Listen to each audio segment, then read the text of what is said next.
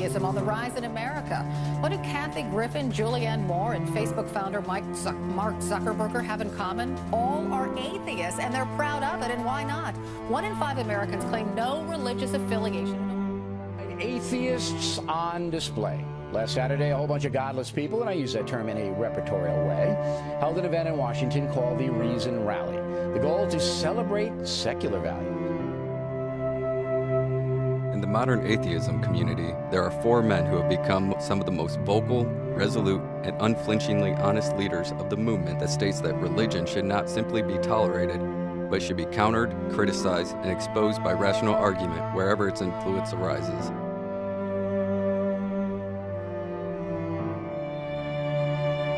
These men have been jokingly and affectionately referred to as the 4 Horsemen of the non-apocalypse.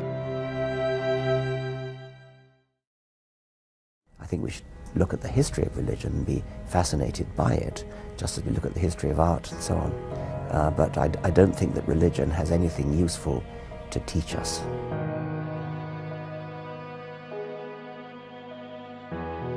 Richard Dawkins is a British ethologist, evolutionary biologist, and writer. Dawkins began to doubt the existence of God when he discovered the writings of Charles Darwin at the age of 16, feeling that the Bible did not provide adequate answers for the origin of life. Darwin made it possible to be an intellectually fulfilled atheist. He has written numerous books on evolutionary biology and atheism, but his 2006 book, The God Delusion, has proven to be the most controversial. What's going to happen when I die? If I met God in the unlikely event after I died, I think the first thing I'd say is, well, which one are you? Are you Zeus? Are you Thor? Are you Baal? Are you Mithras? Are you Yahweh? Which God are you? And why did you take such great pains to conceal yourself and to hide away from us? I, for one, will take it as extremely insulting if any person of faith makes the assumption that their faith gives them a moral edge on me. I want to hear a lot more apologizing from the faith-based communities for the evil that they've done before they even start clearing their throats and telling me I wouldn't know right from wrong without their permission.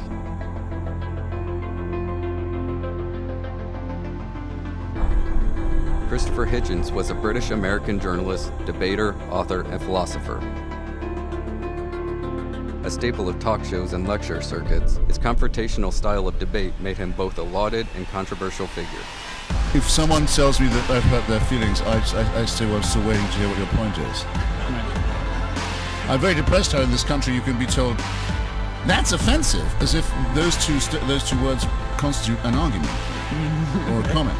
Not to me, they don't, and I'm not running for anything, so I don't have to pretend to like people when I don't. If there were an atheist required reading list, Hitchens' 2007 book, God Is Not Great, How Religion Poisons Everything, would certainly be near the top of the list. Tragically, on December 15, 2011, Hitchens died of esophageal cancer, which he acknowledged was more than likely due to his lifelong predilection for heavy smoking and drinking.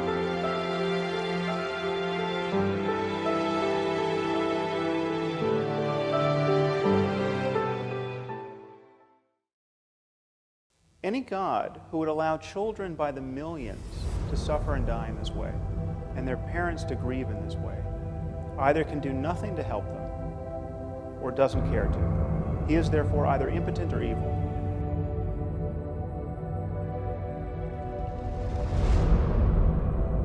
Sam Harris is an American author, philosopher, and neuroscientist.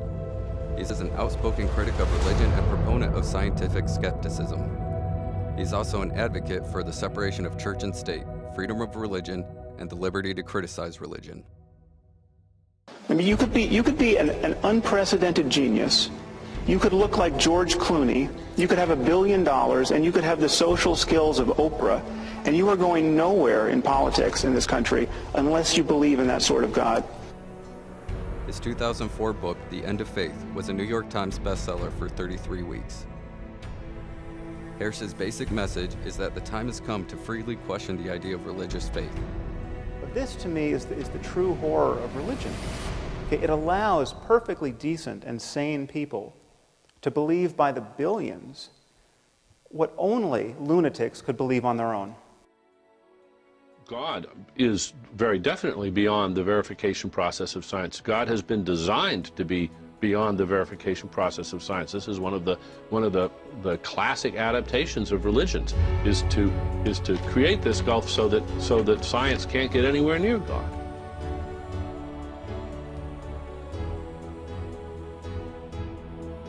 Daniel Dennett is an American philosopher, writer, and cognitive scientist.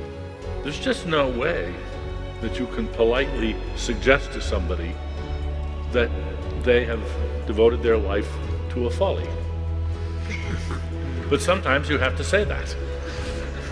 And you can say, "Pardon me, sir or madam," not meaning any disrespect, but has it occurred to you that you've wasted your life? That you've wasted your life. His 2006 book, Breaking the Spell, Religion as a Natural Phenomenon, advanced evolutionary explanations for the development of religious thought. The one thing that I think is really dangerous in many religions is that it gives people a gold-plated excuse to stop thinking.